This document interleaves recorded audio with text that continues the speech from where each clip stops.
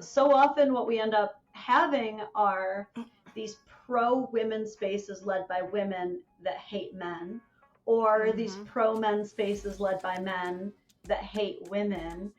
And Mm-hmm. so I think that when people end up finding a channel Mm-hmm.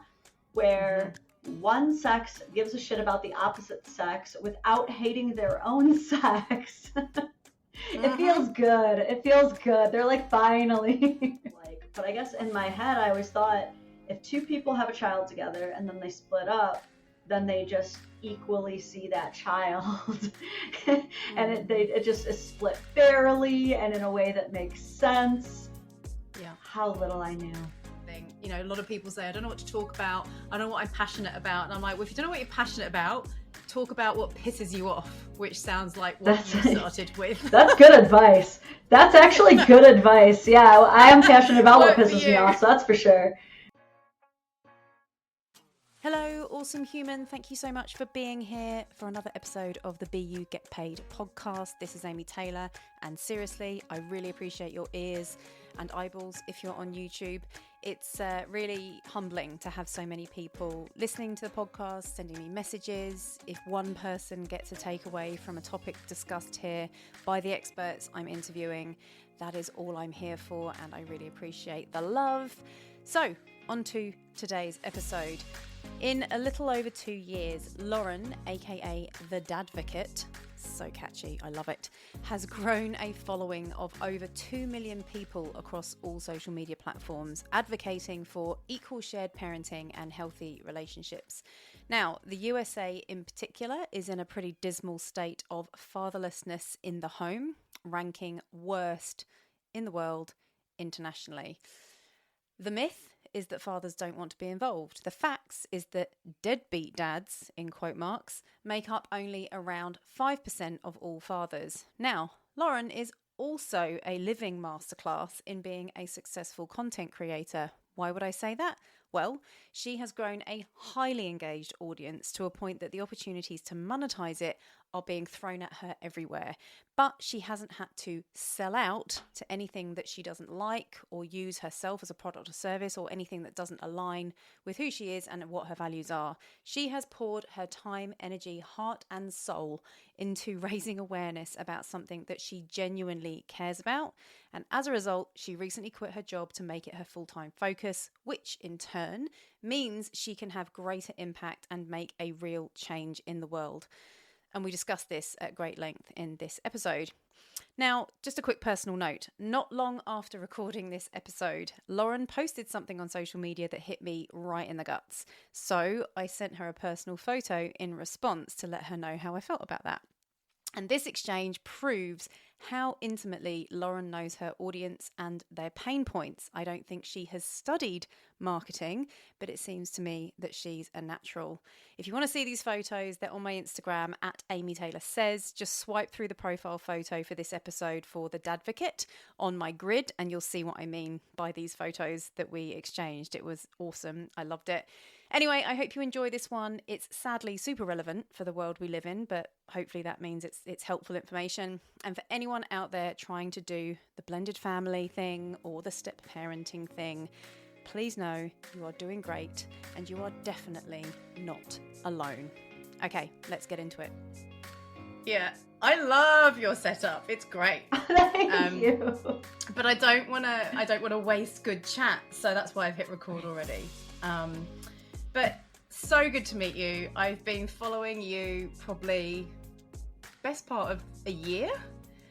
And it was purely accidental. Purely accidental because I am someone in your situation. My partner has a nearly 7-year-old. And I don't know what video it was or a podcast he sent me. And I searched Dadvocate and it wasn't you that he'd sent me. So it was a very happy accident. Sounds like an unplanned pregnancy, doesn't it? But those work out real well too sometimes. Let's hope.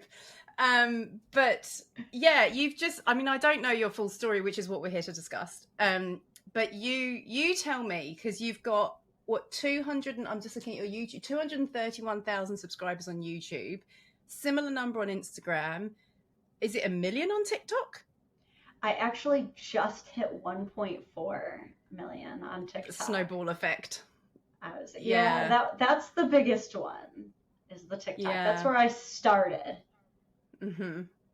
And how long ago was that? When did you post your first TikTok?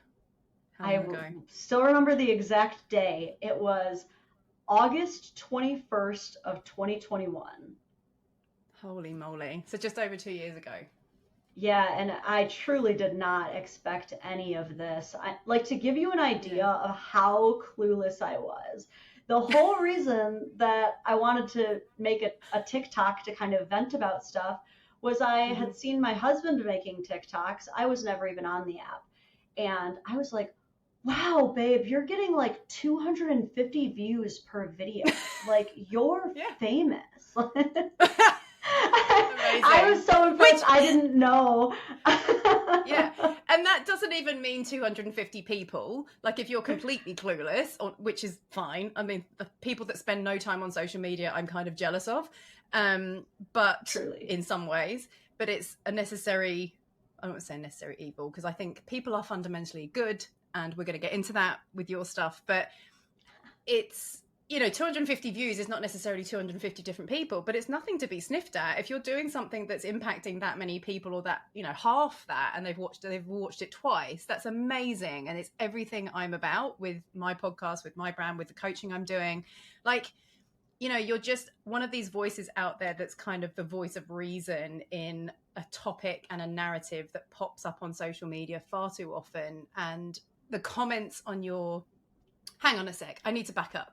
You just quit your job. Little quit your job dance. Like, that's one of my favorite things to see people do. We both look like a pair of mums right now. But congratulations. Very, very cool. Thank you.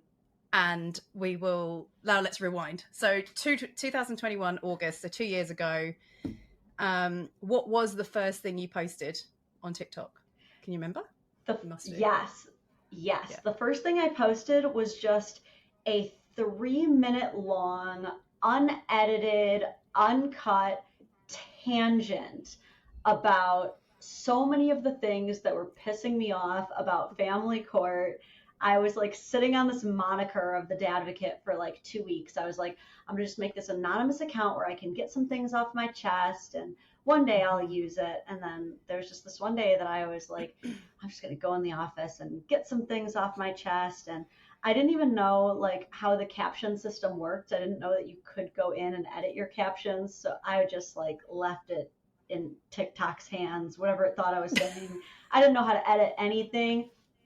Yeah. And then after I posted it, I remember like texting my husband and being like, wait, so how often do you get like 10,000 views in an hour? And he was like, oh, I'm sorry, what? This is your first ever.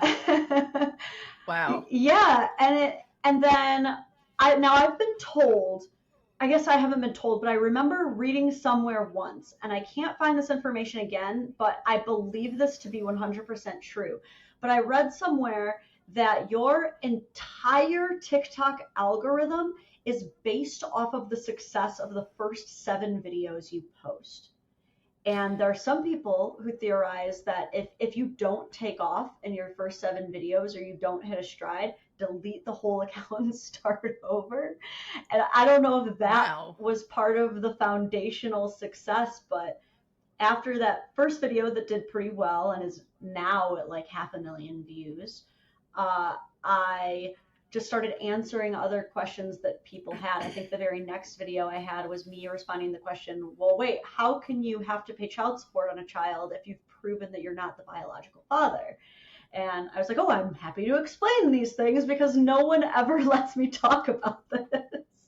Right. Okay. So we'll backtrack a second. I haven't actually introduced what you do or what you talk about, but just to go over the TikTok thing, because there will be people watching this, I think, or listening to this who are like, they just want the next hack or the next strategy on the algorithms. And it's like, I think in 2021, when the world was still shut down, what you've said about the first 7 videos could well have been true. I am not a TikTok fan. I think I don't like what's behind it, but that's a different conversation. But I think at that point yeah, at that point in time, it probably was true, because they would have just fed you whatever to keep you going and to give you that dopamine hit of, oh, I'm getting all these views. But thankfully, what you were doing has some substance and is valuable, because there's a lot on there that's not. Yeah. So tell us what you talk about, and then we'll go through how you got there, because a lot of people are like, they fall into two camps. The people that I work with, it's either they've built this ridiculous following and they don't know what to do with it, or they're setting out to build a business, so they want to make money, and so they don't know what to talk about. And so it's the two ends of the spectrum. And I think so often people like you, they just explode because the intention is purely to talk about something they're super passionate about, and that comes through, and that's what people jump on. So tell us what you talk about. Yeah. So what I originally started talking about was, I suppose what I used to call it was father's rights, but the term Mm-hmm. that I now prefer is equal shared parenting, Yes. especially as things evolve. The issues within family court that previously were so dominantly men and fathers Mm. is really now just, it's starting to shift toward whoever has less money or less resources, right? Yes. So it's interesting, that shift. And so I've definitely tried to be a lot more conscientious of women Yeah. also abused and targeted by the system. But a lot of what I started talking about was how men specifically are affected negatively by family courts. And what Mm-hmm. that kind of ended up evolving into more was how to have healthier relationships in general. And I even started kind of getting a little bit into neurodiversity in dating. Just basically, all of the big things that can cause conflict in relationships were the things that I Mm. wanted to start not only talking about, but kind of joking about as well, so that we can Mm-hmm. kind of have a good baseline to laugh and then talk about it. Oh, amen. Everything's so heavy and serious, right? Like there's enough of that. Mm-hmm. And it doesn't draw people in. In fact, one person commented, I was actually welling up reading the comments. I just started I was doom scrolling. I was like, I'm supposed to be talking to Lauren. So I read a couple of the comments on your photo that you posted on YouTube, which I think you put on Instagram and other places. But the comments from people just filled my heart with hope. Like, people are fundamentally good. They want to grow. Yes. But they don't necessarily want to have these heavy conversations. And your humor and, your self-deprecation, like it's great. And I can absolutely see why people resonate. But someone commented, let me find it. Good people come. This is not the whole comment. Good people come in all shapes and sizes, the Dadvocate, but you're still the fabulous unicorn woman we've all learned to respect and admire. The stunning exterior might be part of what lures the views in, but it's the opinions, knowledge, and expertise that keeps us here. You're probably feeling small in stature. That's a fact. Little person.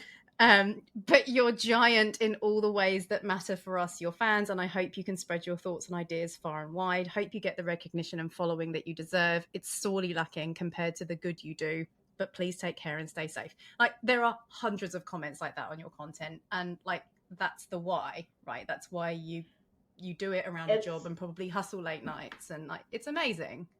Yeah, it's that stuff like that is the fuel in my gas tank, seriously, Mm. because when you reach a certain level of exposure in the world, you do Mm-hmm. get a pretty decent chunk of hate. But I'm Mm-hmm. really happy to say that overwhelmingly the responses that I receive are more like that. Yeah. More really just people who are like, oh my God, I want other people who want to be able to have men and women shake hands and come together. Mm. Because so often what we end up having are these pro women spaces led by women that hate men, or these Mm-hmm. pro men spaces led by men that hate women. And Mm-hmm. so I think that when people end up finding a channel Mm-hmm. where one sex gives a shit about the opposite sex without hating their own sex, it Mm-hmm. feels good. It feels good. They're like, finally. Right. And it's so and we can get into your own story, which I'd love to, and share as much or as little as you want. You have a public following. Yeah. I get that there's probably sensitive areas of that. But we're going through a similar thing, and it's just kind of like, is this going to matter in 20 years or even 5 years or even 1 year? The things that people fall out about, the noise in the world about everything. And we need the extreme voices to sort of highlight the issues that we need to address. But it's like the smart people who can see both sides or have a civilized debate can't be bothered to put themselves out there. And I understand why, but you're one of few that are doing that. It's like, I get it, like a Joe Rogan, or it's just like, we just need more people that have got the smarts, the personality, and the willingness to jump into that fire and go, hang on a minute, I get you and I get you, how do we like, it's just sorely lacking. Yeah, and it's kind of sad because a lot of the stuff that we talk about is one of those you don't know till you know situations. Oh, And 100%. I can safely say that I would not nearly be as fired up about the issues that I talk about were I not put in the stepmother role and then forced to kind of see it all for myself and be like super jarred and shocked by what I found. I mean, and you must have you grow up. Sorry, I was gonna say, like, you grew up your whole life, and I guess I don't know how you felt or what you thought the world worked like, but I guess in my head I always thought if two people have a child together and then they split up, then they just equally see that child, and it just is split fairly and in a way that makes sense. Yeah. How little I knew.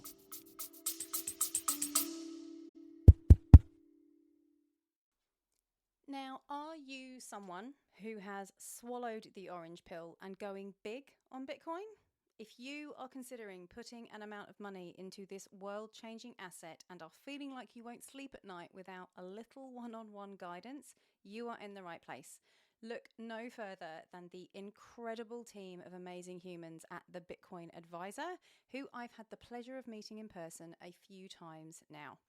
Entrusted with managing over $1 billion, that's a B, not an M, $1 billion in assets they've been responsible for. The team at the Bitcoin Advisor have been serving clients since 2016 with buying, securing, very, very important. If you don't know what that means, you definitely need their help. Buying, securing, and or managing your Bitcoin on a bigger scale, particularly if you have family who don't know what to do in the event that you very sadly get hit by a bus. You need these guys' help, trust me. I will admit, understanding Bitcoin from scratch is not easy. It is overwhelming, and you'll be shortcutting hours of reading and learning and podcasts and articles and all the things if you try and do all this yourself, especially if you try and do it in a hurry when the price starts taking off and the FOMO kicks in. I keep saying that because it's true. You're human. It will. So book in a chat with these guys before that happens. Tell Peter and Andy that I sent you, and they will take extra special care of you. So just head over to bugetpaid.com/BTC advice. That's bugetpaid.com BTC ADVICE. bugetpaid.com/BTC advice. Hope that makes sense. This will be in the show notes. Yeah. And I think as well, one thing that I have struggled with is, people can turn around and say things like, well, you knew what you were signing up for. It's like, one, if you haven't done it, pipe down. And two, you don't know what you're signing up for because it evolves, right? Like I was there at the start thinking, not necessarily those thoughts, because I grew up with a stepfather and my dad was somewhat absent. And you learn, it's not until you're grown up that you can reflect and learn and understand, and that's fine. But that starts with you. But, you can't possibly know what you're signing up for because first of all, you're dealing with human beings, and there's so many granular scenarios that you cannot possibly imagine. And in some cases, I guess not every parent is in a position to be able to have equal care as much as they would want to. I know my partner certainly would, but currently his situation career-wise doesn't let him. But in terms of when it comes down to if you let it go to the courts, no one's going to get what they want, right? Oh my gosh. Least of all the kids. Yep, and that's why a lot of people do avoid court, for better, for worse. It's so impossible to say, because that's the thing too. is people say you knew what you're signing up for, but that can't possibly be true when every single family court situation is like a snowflake. Every single case is going to be so radically different than the next, which also makes the whole concept of someone saying, well, here's a standardized visitation schedule. How in the world could you just mush the totality of how every family dynamic works down into just every other weekend? Just do it. That makes sense. Yeah, totally. So what was your situation? You now have your own daughter. She looks like a packet of sass. And how old is she? 6 years old now. And how old is your stepson, your partner's son? He's 15. I met him when he was 5. Ooh. Oh, wow. Yeah. Okay. Yeah. So I've been around for a while. Yeah. But you'd done, I'm just doing the math. So you started this 2 years ago. So you'd been in his life and navigated all of that. The birth of your daughter, all of that had happened. Like what can you remember? Can you remember an example of the situation? And again, feel free to share as much as you want, where you just kind of went, this is so hard. Like a situation or a scenario where you're like, I didn't know it could get this bad. Like, can you just to start us on a tangent of something that people will relate to, I'm sure. Yeah, I think for me, the reality of how badly these stereotypical family court assumptions can weigh on you. I think the first time it really started to hit was when my now husband finally told his ex that we were serious and that he was dating someone. And then she got a boyfriend soon after. And that's when things got really ridiculous. That's when I first started to be like, oh, this is not nearly as simple as I thought, because we had dated for about a year before I was involved with like the child or anything like that. We really wanted to make sure we were doing it right. And when we realized like, yeah, we're in love, we're definitely going to be dating and we should just let people know about this. That's when things started to fall apart, because this is a man who, my husband, had a kid with a girl when they were both really young and in college, and it wasn't super serious, but nonetheless, he moved 250 miles away from his friend's family and really good job at the time so that he could be as close to his son as possible. And he'd been doing that for years before he met me. And when I met him, I thought that everything was good because he was seeing his son literally every day. He picked his son up from school. He was with his son until the late evening when the ex got off of work. And he seemed to me to just be this daily, everyday involved father. But then it was like, as soon as I was discovered and she got a boyfriend, was suddenly when it was, it would actually be in everyone's best interest if you became an every other weekend dad. So that's what we're going to do. And it was like unilaterally, she was just able to make that decision and just cut his time with his son so dramatically. And keep in mind, this child is 5 going on 6 at the time. So this is what he's known his whole life. He's used to seeing his dad every single day. And now suddenly that's axed. And I remember being so shocked by this because I was like, well, wait, how can she just do this? Don't you have, equal custody of this child that you see every day? And that's when he started to explain to me, well, no, not exactly, because we were never married. And in our state, the mother has what's called natural guardianship, which means she gets sole physical and legal custody just right off the gate. And so she would have to either grant me joint custody, which she has explicitly declined, or I will have to prove that she is unfit and usurp her sole custody. Which would be extreme, yeah. That blew my mind, because I remember thinking to myself, why isn't a child allowed to just have 2 fit parents? Why is it that they can only have a parent and a visitor, or an unfit parent? And apparently, like, why are they shoehorned into these negative? That's terrible. Yeah. And so that was when I really started to kind of open my eyes to just how unfair it was, because this is a man who gave up everything to be half a mile away from his son, who has been there every single day, has had no issue paying, no issue providing, has an amazing family, a clean track record, never been an instance of neglect, of abuse, never an accusation even lobbed against him. And the court is out here granting every other weekend because that's what she wants. Yeah. Wow. And there's so many things that you've touched on there that are spillover.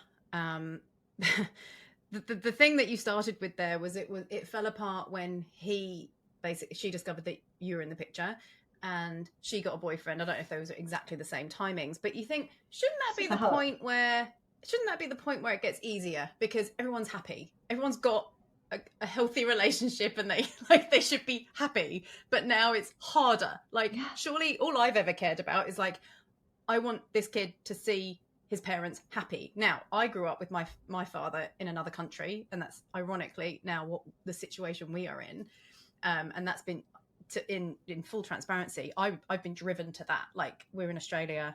My partner's currently in New Zealand because he's trying to navigate jobs to be in his son's life more, everything he possibly can without martyring himself. Things got so toxic that I decided, look, we can do long distance, go be in his life more, whatever, we'll figure it out as time goes on, trying to navigate negotiating.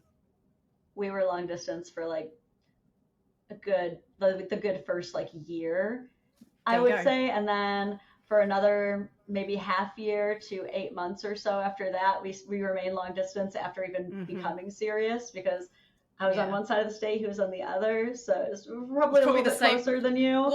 What state are you in? So Michigan. Oh, that's probably the same distance as Australia to New Zealand, though, to be fair. Yeah, it's probably similar. About 250 miles. It's a bit more than that. It's a flight, anyway. But what I was going to say is and it's the trying to negotiate with someone when they're assuming to know everything about your life. And, assuming that I suddenly appeared out of nowhere in the child's life, when actually we did long distance to begin with for 9 months. That was actually not by choice. It was COVID lockdowns. And were you introduced to, I don't know the child's name, but your stepson through screens or through long distance first, or was it just when you moved you were introduced? Yeah. So no, not through screens. We did eventually meet in person. Yeah. And that was after he had, been kind of told by his dad, just so you know, I started to kind of see somebody, and I kind of want you to meet her. And he was a little bit reserved at first, but then within a few minutes of playing, he literally slammed the door in his dad's face and was like, "Me and Miss Lauren are playing now. You're dismissed." Yeah, it's a bit like that with I'm definitely the favorite, but I'm fully prepared for that to change in the future. But yeah, so did he tell her about you, or did that end up accidentally going back through the child? No, he definitely told her, and I will not forget this, because I remember the response to him telling her that he was serious about someone and started dating someone was, "Oh, well, I don't want her around my son until I meet her, and I don't want to meet her." Wow. Okay, that's a good one. We were long distance, and I had met child just as a friend through the screen a few times. So when we met, he was only 3, I think, when I eventually met him. But my partner made the call for us to meet, and then before he was taken home, it was a debrief message. So again, every situation's different. You can look back and go, we could have done that better. Should we have done it? But it's just, every situation is so nuanced and so sensitive, and some people are better at handling this stuff than others. Some people have done the work on themselves to go, hang on, okay, that's not how I would have done it. But it's so tricky. And that's why I call. Go on. Yeah, not everyone is meant to be a step parent. Not everybody should. I'll definitely say that. I wouldn't recommend it to just anybody. You have to come correct too.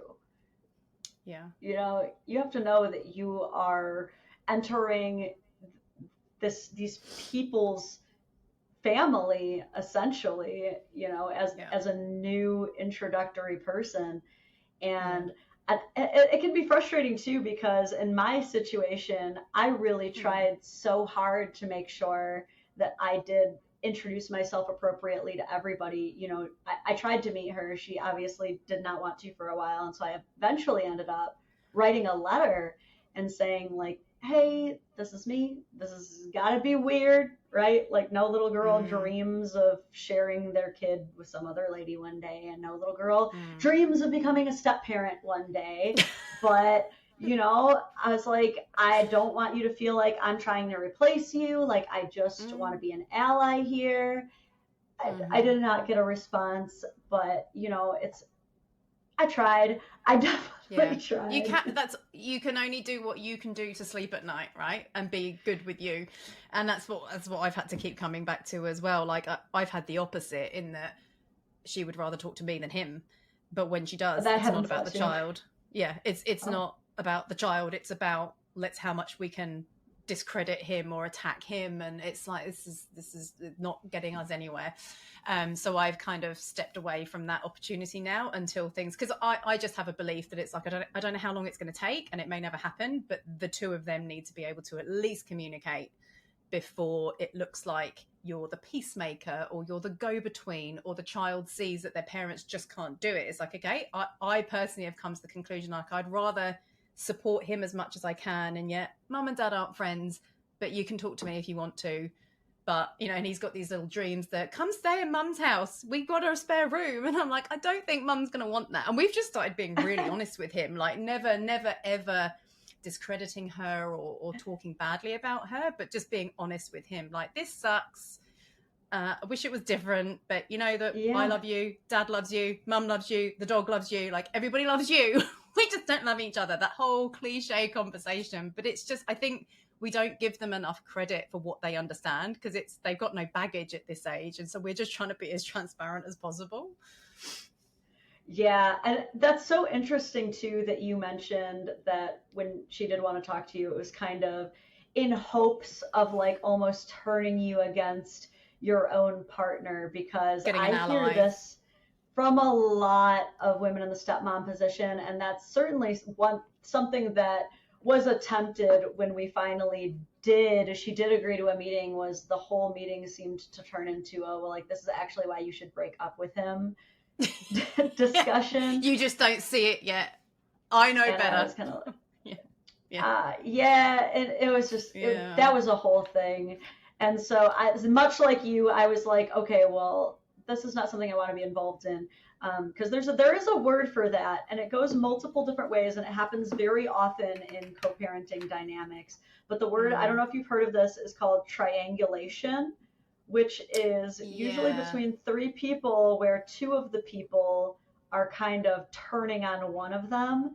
And Mm-hmm. sometimes it's both of the biological parents use the step parent as the scapegoat, and they blame her, they blame him for Yeah. everything, and they triangulate against them. But then other times I have seen it where it's the mom and the stepmom are like, yeah, let's talk crap about him together, and that's how we'll bond.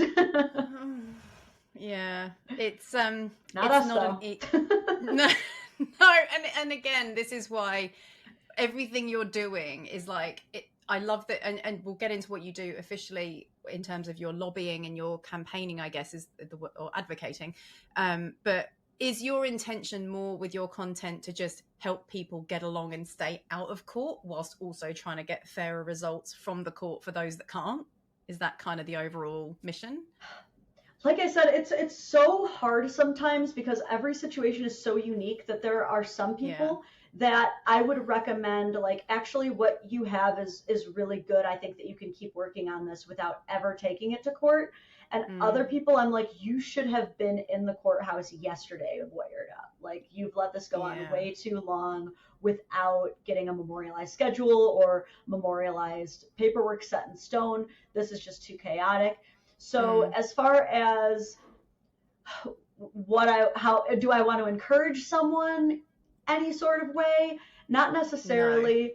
I do have goals, like, legally that I hope to accomplish. Like, I would love to help advocate for more presumed 50-50 shared parenting when both parents can provide, are active, are willing, are able, when it's appropriate. Obviously, I would never encourage that in any kind of abusive situation.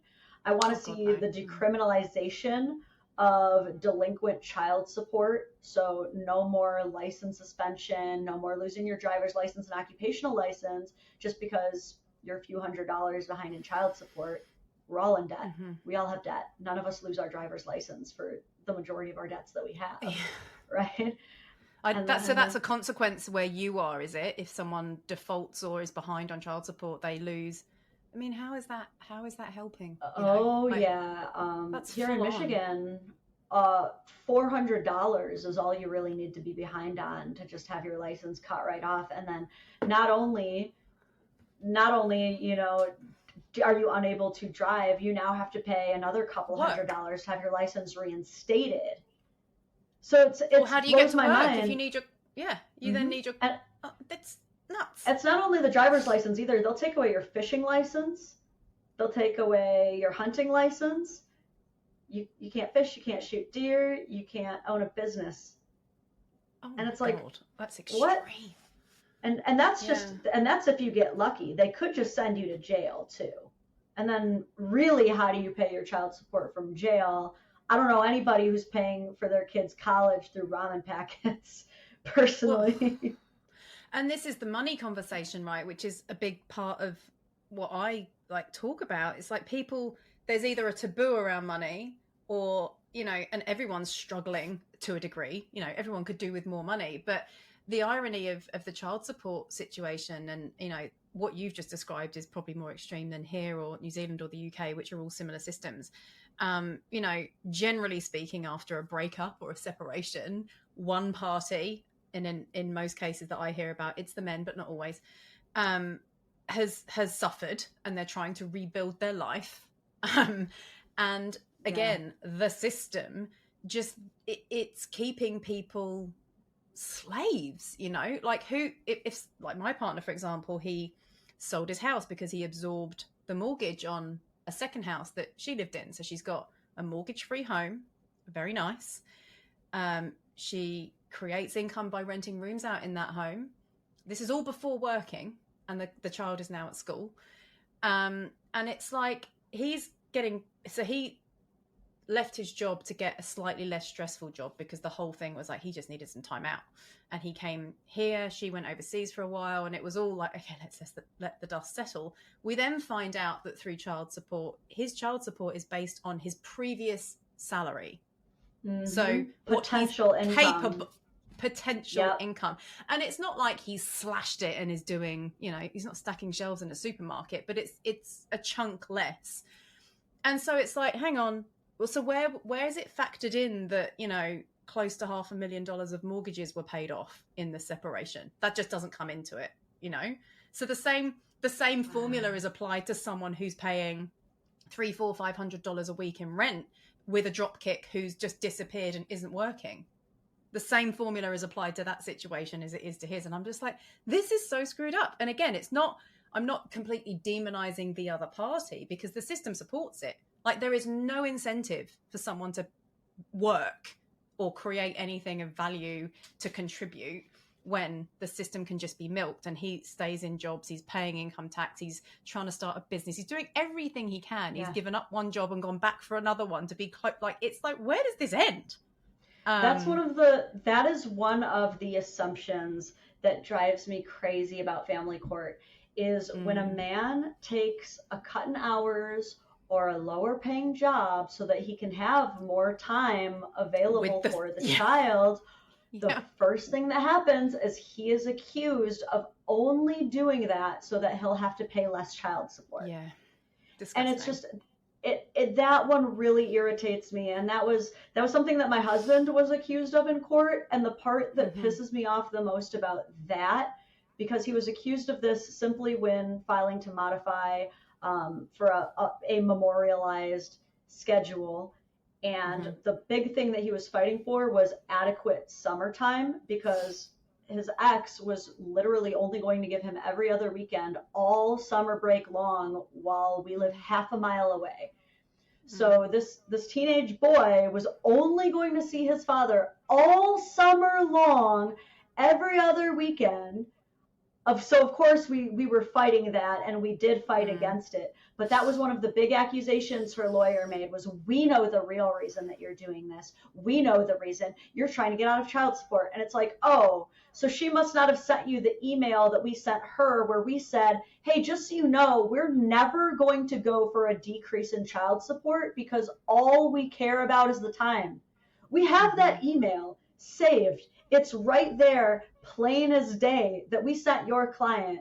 But sure, accuse us of just trying to get out of paying child support while we're paying extras on top of what we're already paying. It's like everyone, they want to say, oh, you're just trying to get out of child support, but no one is even considering the fact that maybe the real reason she really wanted to cut him down to every other weekend is so that she can see the increase in child support. Exactly. Maybe? It's so screwed up, and it's just right. Yeah, we've done the maths on that as well. So we've just, we've sucked it up, and it's being paid. But it's just, I don't think, and you learn this the hard way. Like, you would assume that logic prevails. It doesn't. And it comes down to, I don't know if you're into Bitcoin or not. A lot of the people I talk to are, but this is a big thing it's one of many things where I, as a Bitcoiner, look at it and go, fix the money, fix the world. Because I think a big part of the child support system that's so broken is just to keep the government out of it. It's to stop the government having to pay the benefit, because everything that they intercept it goes to them before it goes to her. But if he didn't pay it, the government would have to pay more. And you know what? That's not entirely wrong, because why should taxpayers suck up that bill for someone who does decide to drop kick and abscond and never pay it again, of which there are thousands, hundreds of thousands of dads especially that do that, and just they do stop. And so that narrative then is the assumption, right? That becomes the assumption. And you've got, I think you posted the other day, it was yesterday even, I think you did a video I saw, where you've got actual professional lawyers putting that narrative out there, that she only did this to get he only did this to get out of child support. And you're like, how are they allowed to do that online? Freedom of speech, all for it, but that is just disgusting. You've got lawyers encouraging people to think that. Yeah, and I think one of the worst things that happens out of these situations is that because of how ugly it gets, people oftentimes end up blaming their ex for the situation. And of course, your co-parent does have a huge amount to say in how things play out. But this is why I try to focus so much on the actual laws and the actual courts themselves, because you're so right. They're the ones who incentivize the bad behavior. Because were it not for my husband's ex meeting with people at the courts and saying, I'm frustrated with my ex. What do most people do? And them going, oh, well, just put him on every other weekend. I don't think that she would have felt the confidence to strip all that time away from her son like that. You know what I mean? Because it was so incentivized, and clearly something the court had her back on at the end of the day. Because when we fought it, when we were saying, well, why would it be so much less time if we can provide the exact same lifestyle that she can? There is nothing she can provide that we can't provide. We were told by a judge in court, we just don't understand why you need the extra time.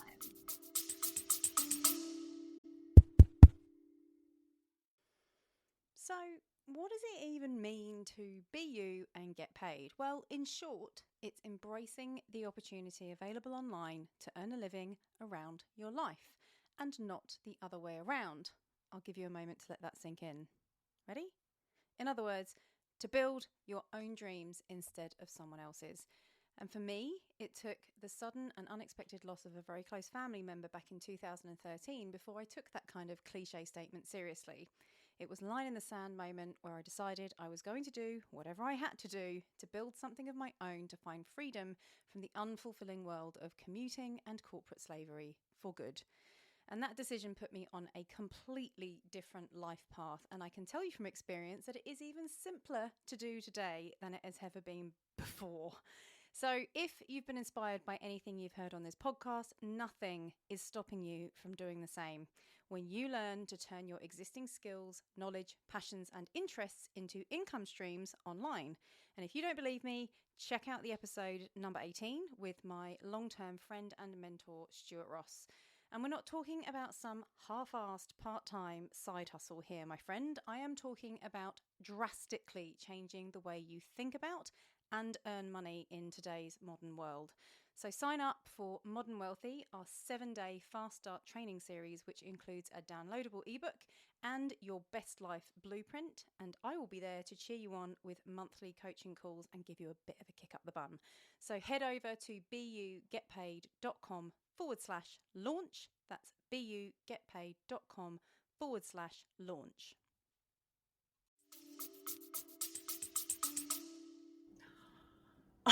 Wow. How wonderfully human. Jesus. What? Like they just couldn't understand that there are fathers who actually want to spend this time. They're like, we don't get it. You have every other weekend. You get to be the fun dad. You get everything you want. Isn't that what you want? And it's like, no, men don't just want to be these piggy banks who work 40 to 80 hours a week, don't see their kid, aren't there for the big highlights and moments, aren't there for the sports games. Men want to take pay cuts. They want to earn less and be home more. And at the end of the day, that's what we women want too. Like, once I got to experience motherhood with a man who is there, who is with me at the playgrounds, who is with me walking to the ice cream store, and is he earning 6 figures? No. And I would much rather have the present father than the 6-figure earner, personally. Oh, amen. And it's fine because you're going to be earning all that money soon, Lauren. You will. And this is beautifully bringing together everything I talk about. You know, there is so much opportunity out there. It's bloody hard when you're working parents trying to make a side hustle work. Like, let's talk about that, like with your journey. Let's get away from the heavy stuff. But I think what you're doing is fantastic. And the only way this stuff changes, legally or otherwise, is people opening their minds, seeing the other side of an argument, having healthier conversations. That's everything I'm about. And you do, like, it, you are the voice of reason. So keep doing what you're doing. But let's talk about, I've lost my train of thought now. I've gone off on so many tangents here. Let's talk about your journey as making money. Yeah. Everybody needs to make money. There are so many ways to do it. You are a walking example of that. So what's it looked like from day one? Like, at what point and what challenges have you had to deal with in terms of, oh, this is actually going to make me money? Like, what was the first time you kind of went, oh, this is actually an opportunity? Like, I know it's your calling and it's so amazing that you've done it from that place, because I think that's why it's worked. But at what point did you kind of go, I could actually consider quitting my job?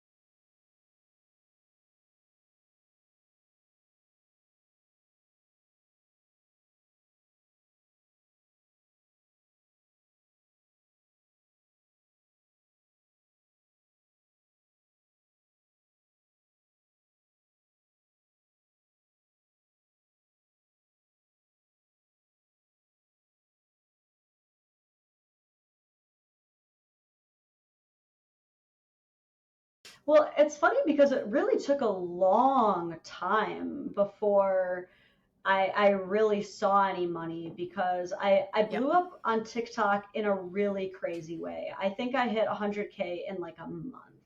And I was so like blown away by all that. And I had all these followers, this quote unquote fame. And with that came accusations of like grifting. And at the time I was like so confused, because I was like, why do these people think that I'm grifting? Like, no one, like, I was like, at the time I had never heard of anybody becoming popular talking about fathers' rights issues, first of all. So I was like, clearly I believe in what I'm saying. I wouldn't just make this up. But also, I'm like working a full-time job in STEM still while creating content. And at the time, I think the most I had made in like a month for my first year was like $300, which no one is quitting their job for $300 a month. No one's doing that. So I really was not making money for a very long time because I didn't know how. I didn't know how any of it worked until I started kind of talking to other creators and networking with other creators. And that was when it was actually women in particular. There's something about like women love to watch other women grow, but they were the first got ones. Stories about that. Yeah, it was a few women reached out and they were like, Lauren, you have something. You can't just stay on TikTok. You have to spread your wings. You really have to make a YouTube. And I was really resistant at first because I was like, I don't know what I'm doing. I work a full-time job and I'm a mom and I'm trying to train Brazilian Jiu-Jitsu at a competitive level. And I'm doing all these things. But at the same time, again, when you're at a point where you get like 1 million followers in half a year out of nowhere, you recognize that something different is going on, something special is happening, and you don't take your foot off the gas pedal no matter how stressed or burnt out you get. And so it was, I think, this year, because my first like year and a half, I was not making any money off of this. Again, unless you count an extra 3,000 over the course of a year as like this amazing raise in my life. Like I just kind of was like, oh, it's cute, like passive income. It'll buy me a coffee every day. What was that from? Sorry to interrupt you. What was the $300 from, or the sort of drip feed of income? What was that coming from? That was from the Creator Fund, and that was before TikTok really knew how to pay creators, but they did just release the creativity beta program, which I think now that all the companies are competing, they're really starting to pay a lot better. So that's from them monetizing with ads on your content. Yes. Right. So I think that's the income stream that most people are aware can happen, but it's actually usually a byproduct of it's only a byproduct of growing a following, and a lot of people, whether they know what they're doing or not, monetize in other ways. Like they'll get sponsorships, or they've got affiliate links to stuff, or they have a Patreon like you do now. But it's interesting because that's the hardest one to get. Like you only get that income when you've got a significantly large following. Yeah, and to me, I just thought it was like, I know it really was nothing. And I also was not interested in like taking sponsors or anything at that time. I was like, I actually care about what I'm doing, so I really don't want to like sell out at all. But then it was, I made a Facebook, which I was also resistant to that. But women were telling me, you have to put this on Facebook. You have to go to Facebook, and also Facebook will pay you. And so I spread it to Facebook, and then Facebook was the first place where I actually started like seeing actual money. And it was from the same thing. This is not from the people themselves. This is not from me selling out for any reason. This is just ads on the videos that they put in there for me. And then I spread to Instagram, but it was YouTube that really changed the game for me. Once I became monetized on YouTube was when I first started seeing like, wow, this actually could pay for me to do this full time, and I don't have to like ask my audience members for money. I don't have to like sell out extremely.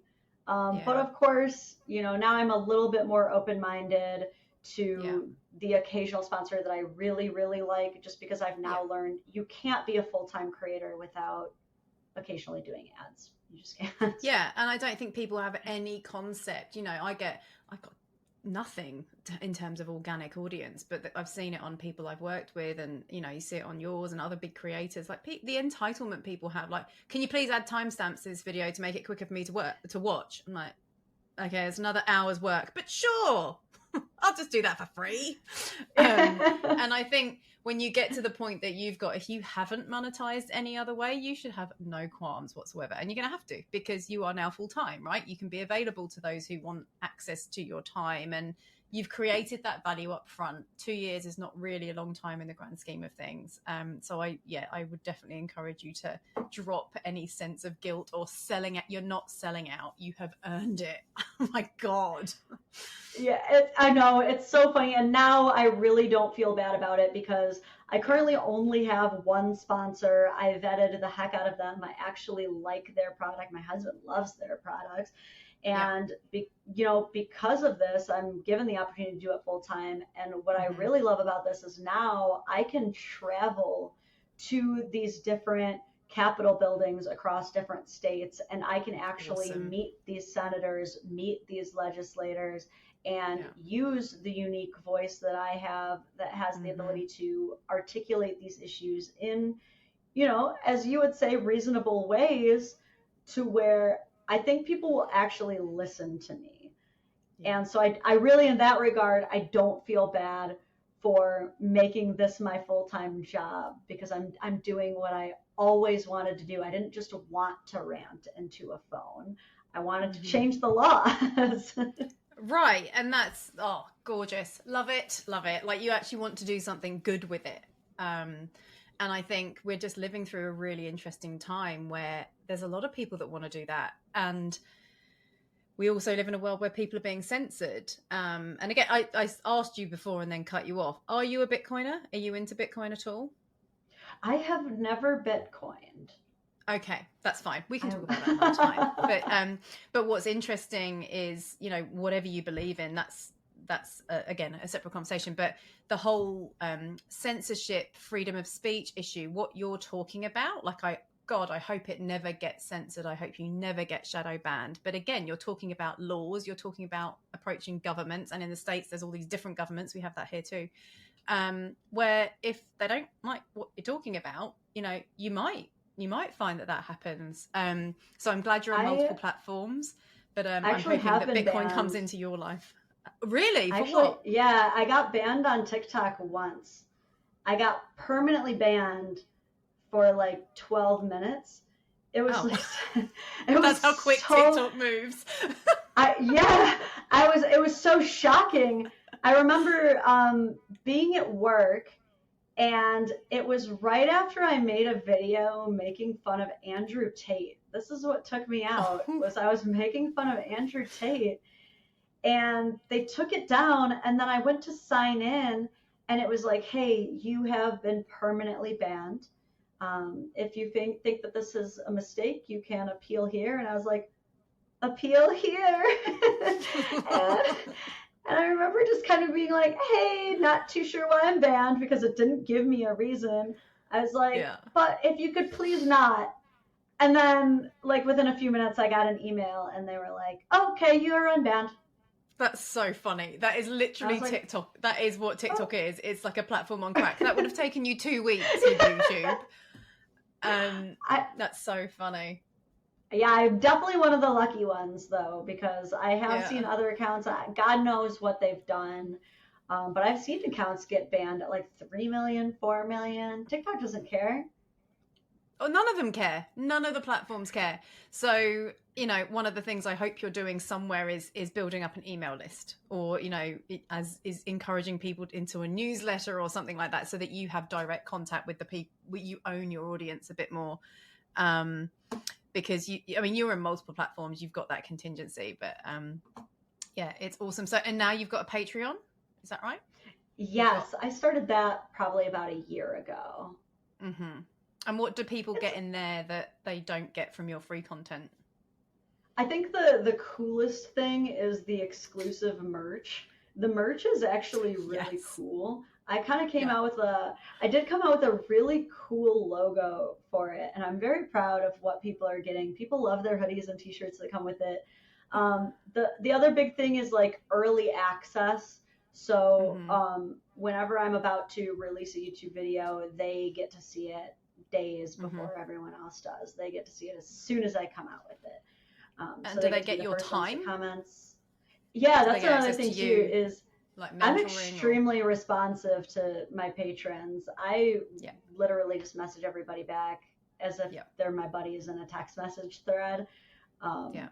So that's what people fun. are paying for, right? When you're supporting a creator, and that is where the world is going. Whether it's, law. I'm glad I lived in a civil place that has laws, but some of them really don't make sense. And the world is just going towards this learning peer-to-peer, learning micro businesses or micro educators. People are choosing to homeschool more, and this will be their education, So support your favorite creators, because that is where the world is going. It's a very time consuming job. So I love it. Love everything you're doing. Approaching the hour mark. So we'll get into what I like to use as my final wrap up questions. And you actually did a post along these lines the other day, but I won't pull it up because spontaneous is better. So knowing everything you know now about anything, whether it be step parenting, being a kid, anything around, any advice around being you, and then second piece of advice around money. Doesn't have to be the technicalities or the sensible stuff around money, just anything that comes to mind around money. Advice you would give, 2 pieces of advice you'd give to your younger self about being you and getting paid. Yeah, that's a good one. That's a good one. God, there's so much to say about like stepmotherhood. I guess the simplest one would be don't become a step parent if you do not love that kid. Like if you don't think that you can love that kid like your own. Just don't do it. It's fine. There are other people that they can date. Like just move on. If you don't feel like you're gonna love that kid, just don't. Just don't do it. Don't do it. But then money wise, I'll say this. Some people might not know this about me, but I grew up like in poverty. I'm a second gen immigrant, from my family's all from Ukraine. Excuse me. And so we grew up like dirt poor in Detroit. We were the kids whose names get put on the Christmas trees in the church, and then you pick their names off and you buy them like a game of Yahtzee or something so that they don't have to be, have no presents on Christmas. Yeah. Like, cereal with water instead of milk, like all that stuff. And so what that taught me was to be very smart about my money. And one of my favorite quotes about money is actually from Jay-Z, and he says, "Don't spend it if you can't spend it twice." Wow. Yeah, he's done all right for himself. That's some good advice. Yeah. But that's done pretty well for me as a person who, even before this platform increased me and my husband's credit scores from like the mid 500s to the high 700s. Like that was even before this platform. So you can be smart about money without being rich. Trust me. Well, and it's all subjective, right? It's get clear on what you actually want. Because I've learned more about money in the last 2 or 3 years being a Bitcoiner than I ever did before. And there's plenty of it out there.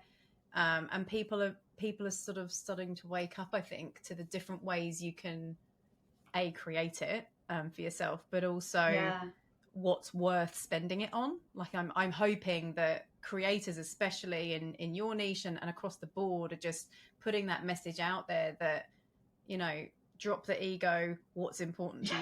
What's actually important to you? Oh my gosh. And it's,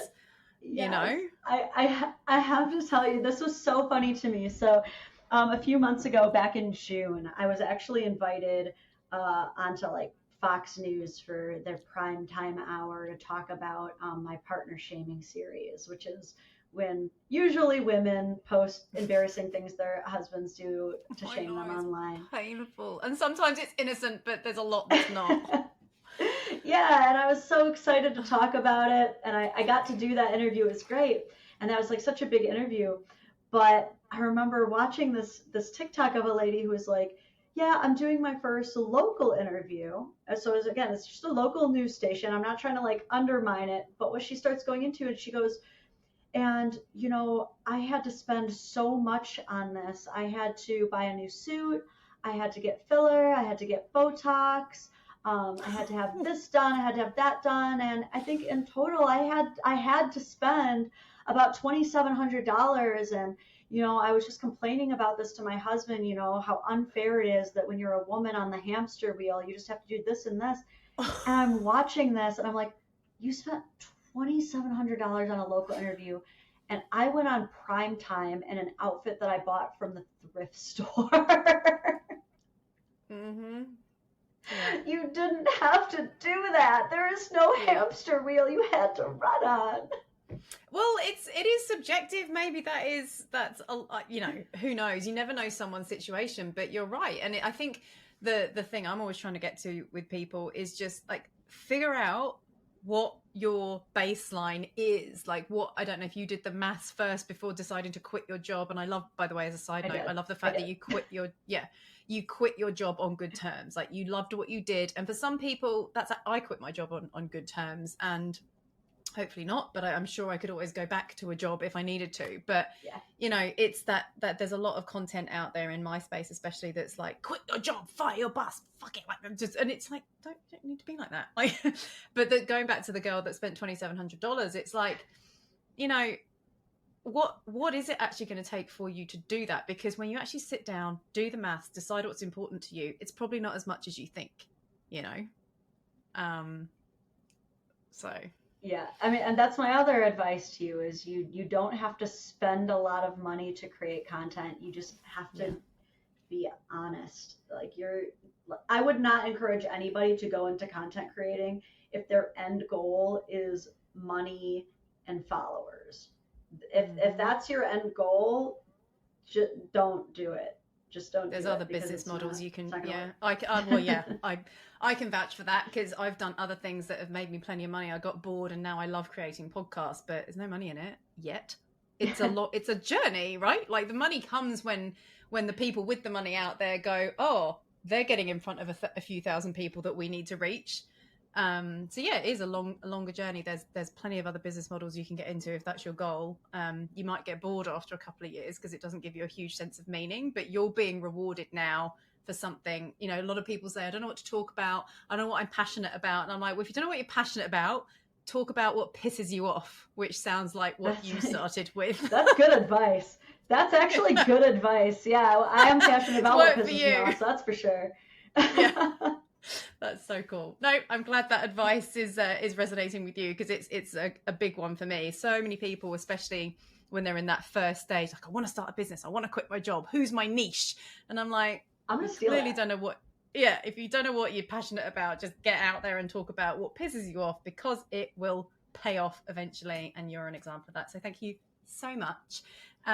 Where can people find you? I'll link all your socials and stuff, but because if you search the Dadvocate, you will actually get a few different ones. So give us your handles. I don't know. I think if you search the Dadvocate now, you'll find you're probably the top right one. There's like some lawyer group down south. I'm sure they're really great, but but YouTube, but you'll find me. Yeah, YouTube and TikTok. I'm also on Instagram and Facebook. Mm-hmm. I have a Patreon. That's it for now. That's it for now. And the merch, I might go and suss out. I love a bit of merch. Oh yeah, dadvocate.net. There you go. Good plug. Well, thank you again so much. Awesome to meet you. Love everything you're doing. Keep it up. Because you're changing the world, and I'm glad it's changed your world. There you go. There's a cheesy sign off. Thank you.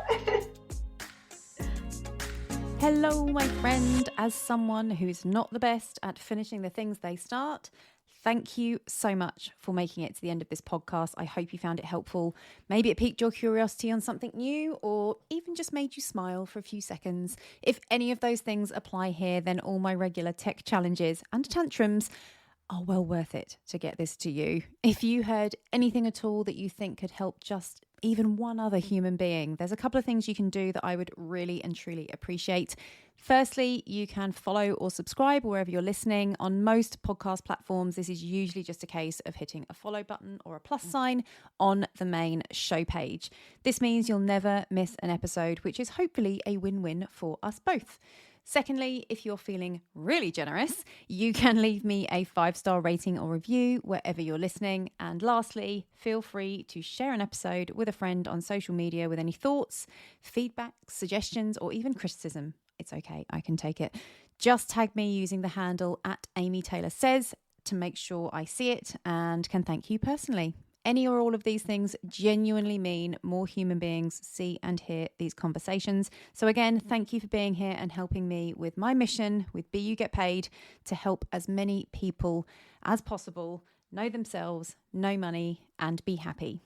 See you next time.